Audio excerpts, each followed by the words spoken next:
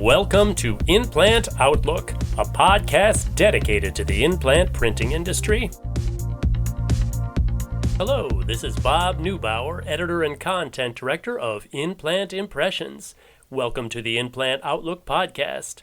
Today I brought in someone who probably needs no introduction for the implant community since he's spoken at numerous implant conferences over the years and consulted with countless implants. Howie Fenton is here from his home in Colorado. Welcome, Howie. Thanks, Bob. It's great to be here.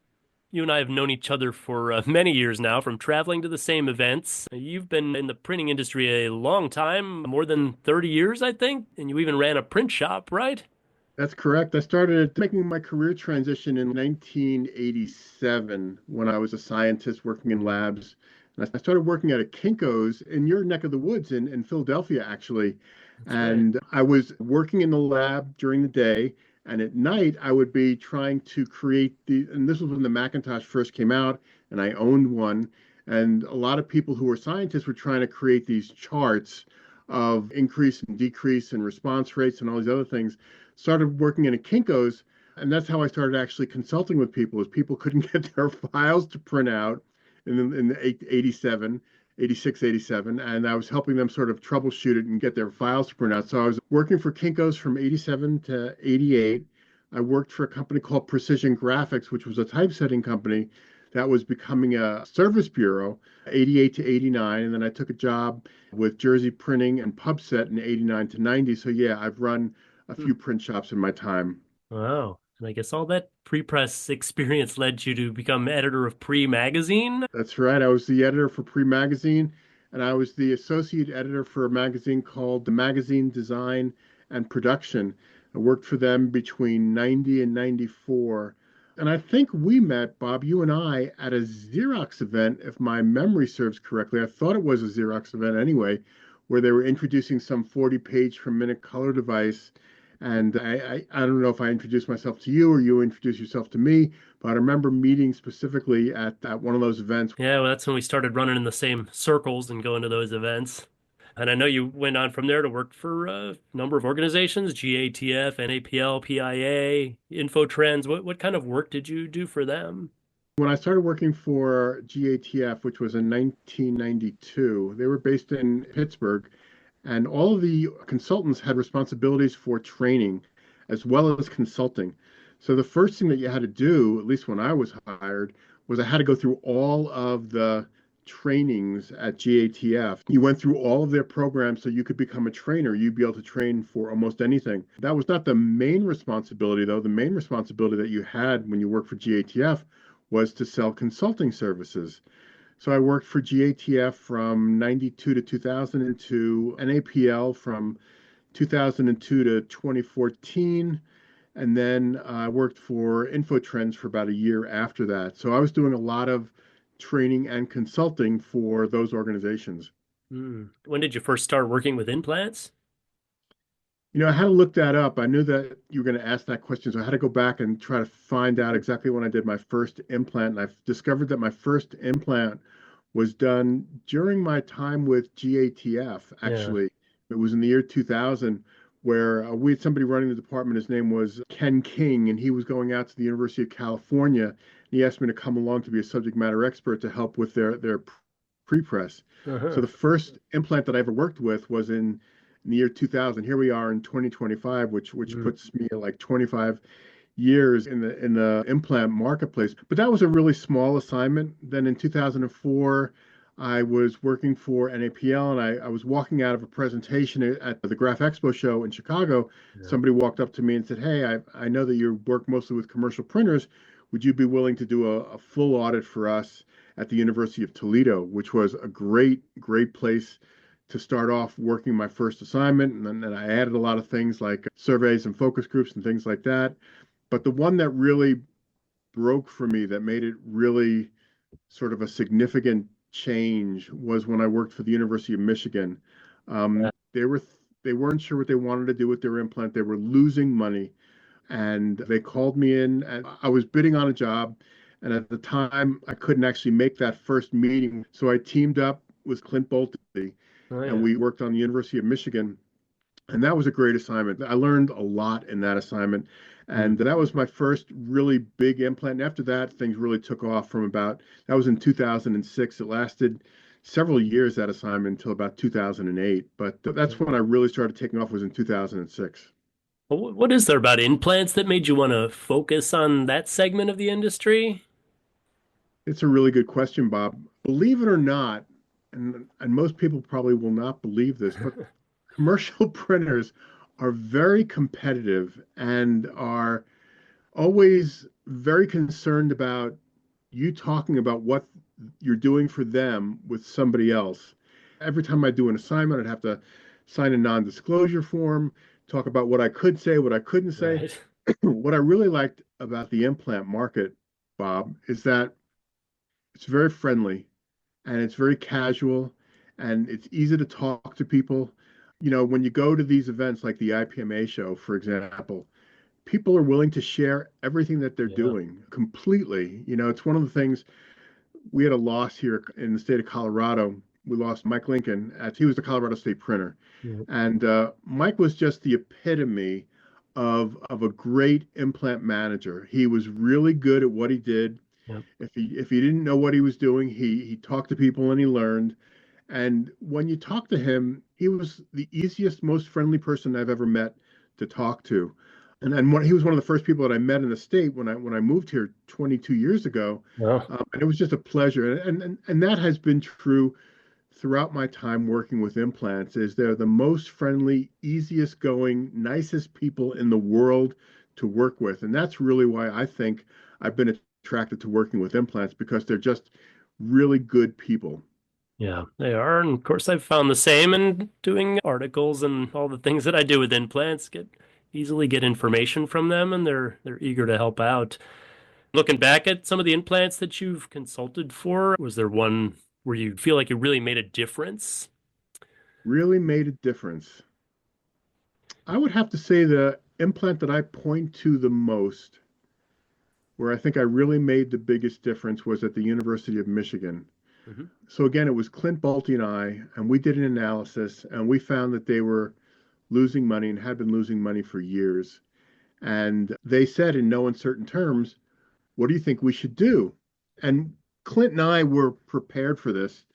Clint was really ready to say, "Shut it down." No. I was ready to say, "I think you can turn it around." Yeah. So there was a lot of things that we did for them. At the time, they were doing about 14 different functions in addition to printing. Uh-huh. And that was a lot. There was a lot of things that they were doing which really wasn't helping them make money.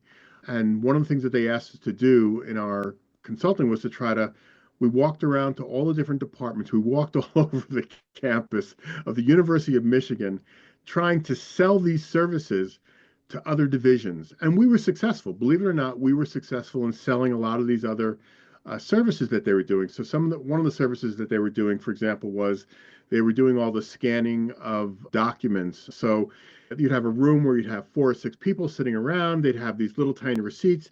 They'd be trying to flatten them out. They'd be putting them on scanners. They'd scan it. They'd make it available to everybody on staff.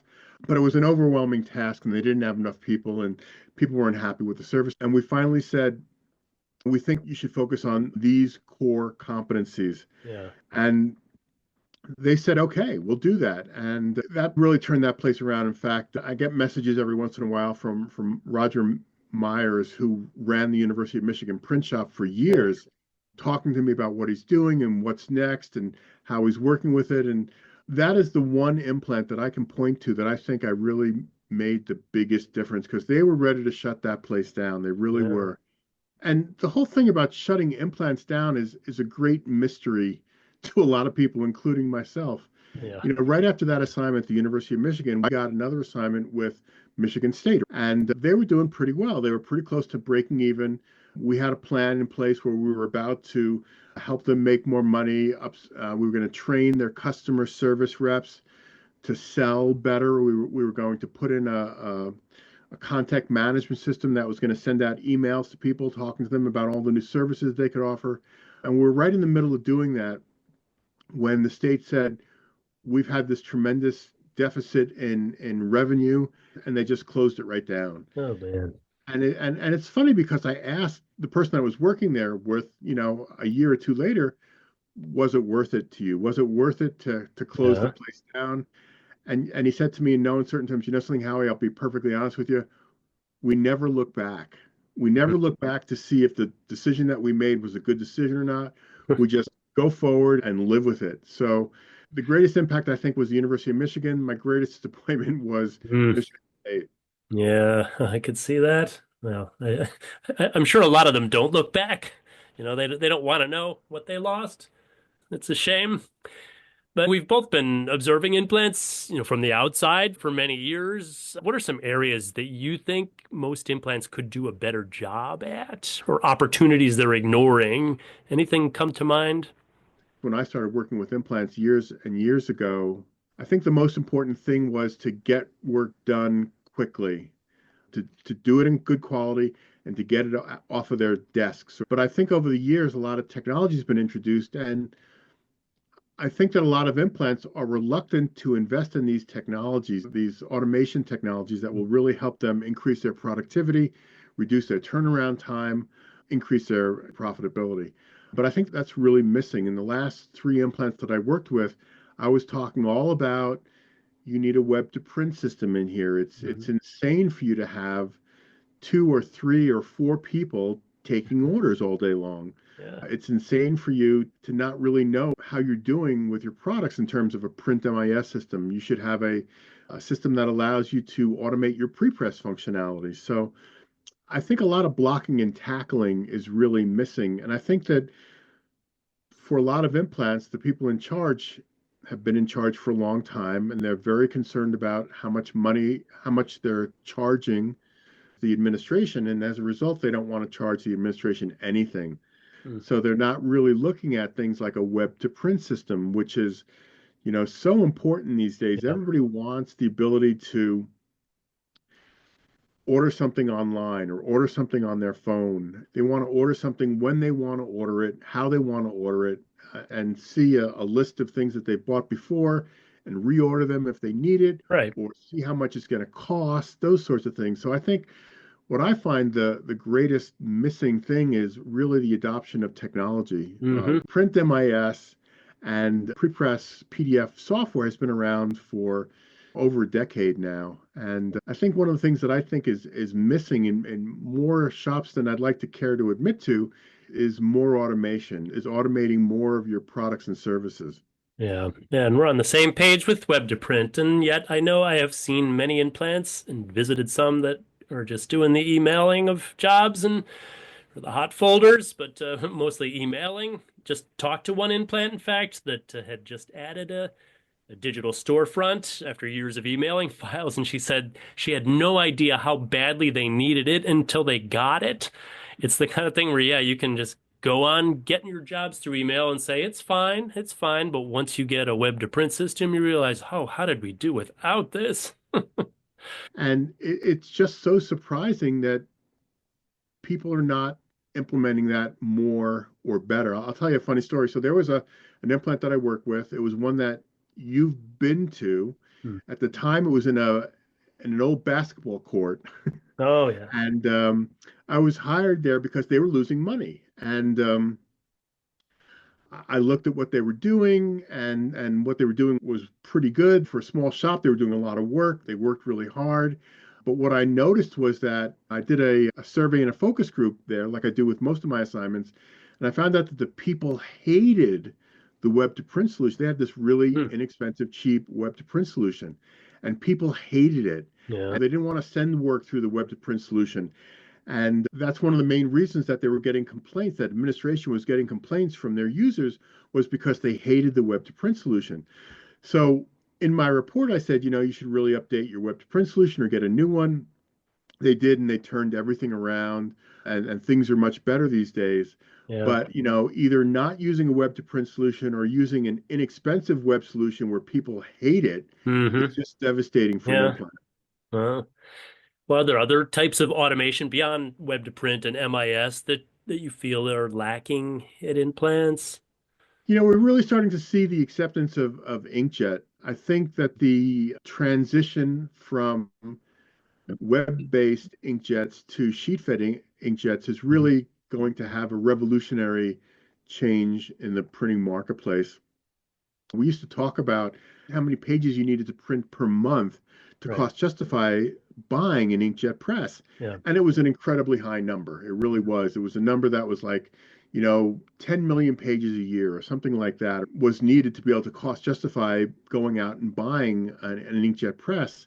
Fortunately, now I think that a number of manufacturers have come out with inkjet presses now that are sheet fed devices that are slower but higher quality and less expensive than the web-based ones. And I think that inkjet is becoming sort of the next revolution of technology that we're going to see really much more adoption with And it's sheet-fed definitely inkjet. catching on more at implants. I mean, compared to even 5 years ago when it was kind of out of the ordinary, I'm finding many more. And universities too. It used to be universities weren't really buying into inkjet, but there's just been a slew of them recently.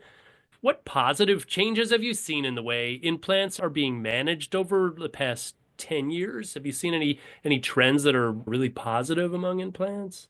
I have. I've seen a lot of very positive changes. One of the things that I talk about a lot, Bob, and you know this more than probably anybody else in the world, is the importance of measurement, measuring performance, Hmm. and identifying where there's issues, bottlenecks, quality control issues, that sort of thing, and overcoming them.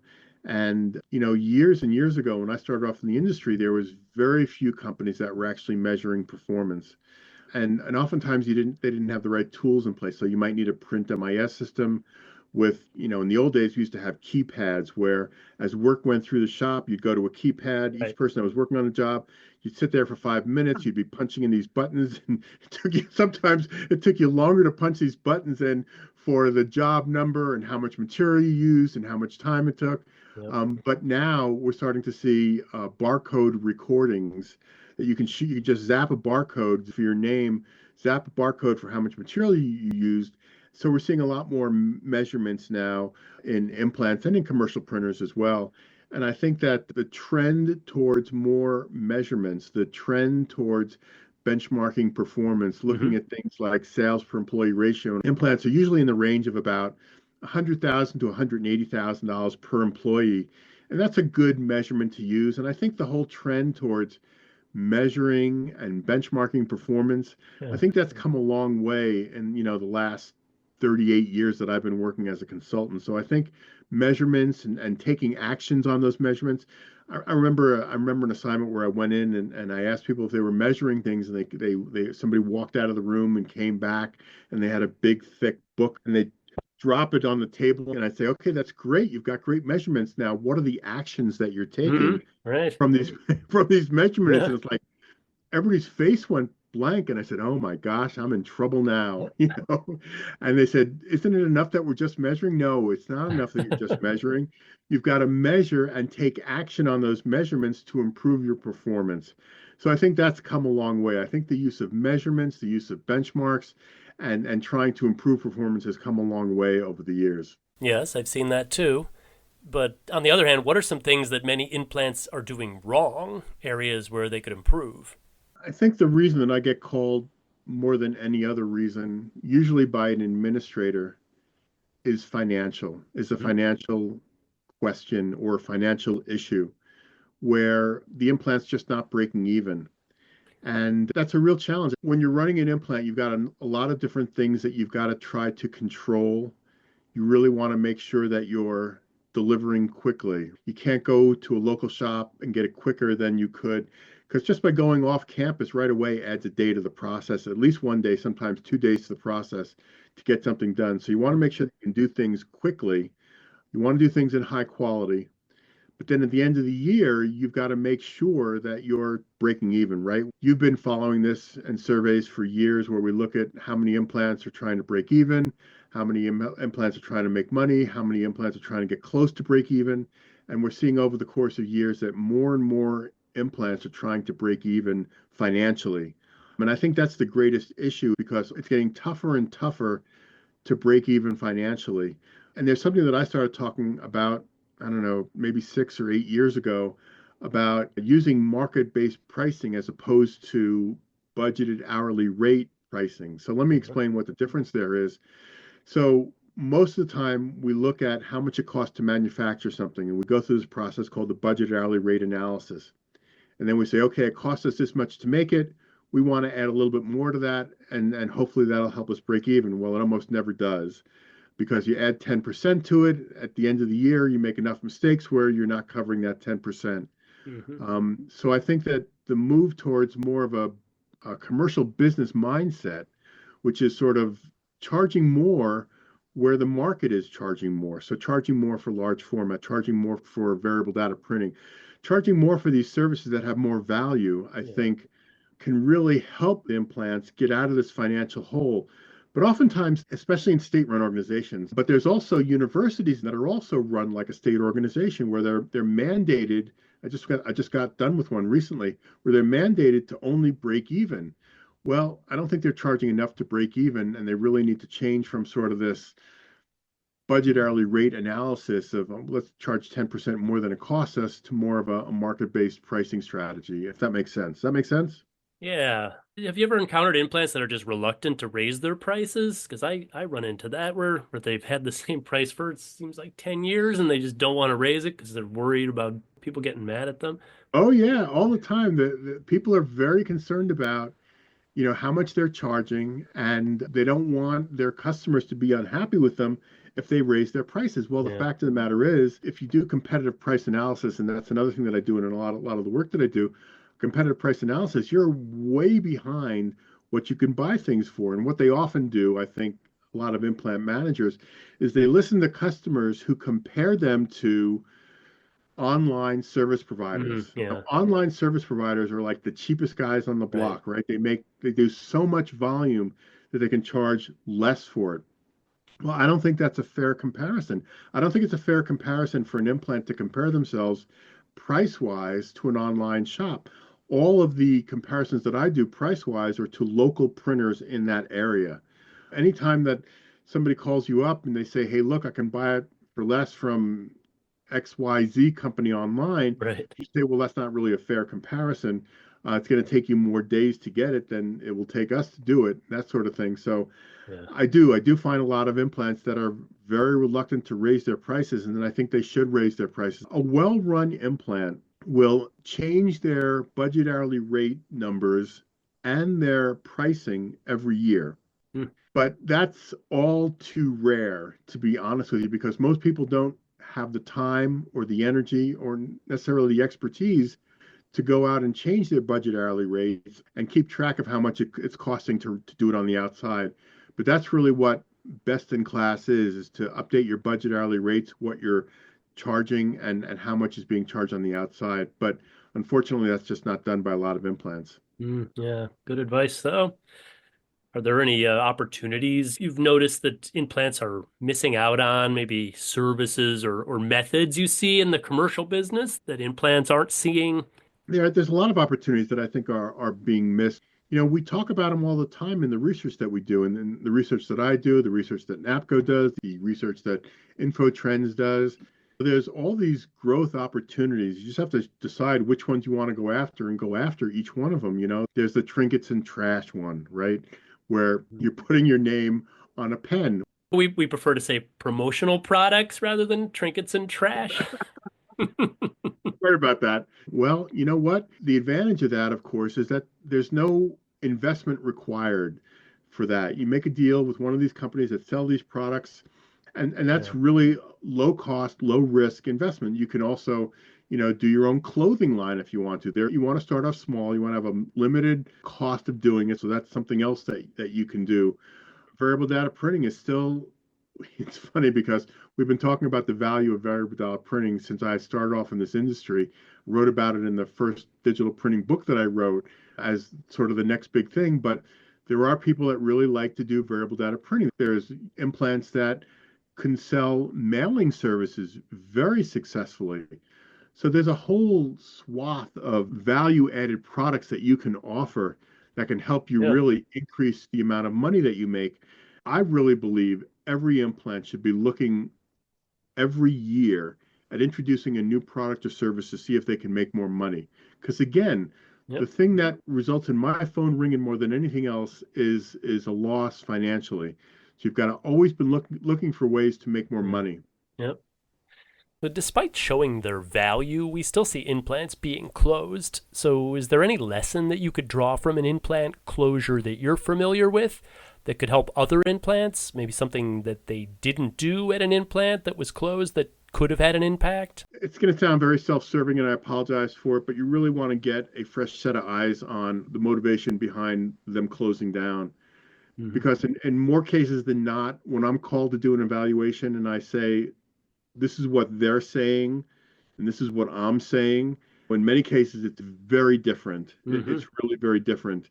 I did a school system once where they were saying, this is the worst implant in the world, and they were comparing the number of sheets that were being printed to the number of 8.5, 11 pages that were being printed, and they were completely off base.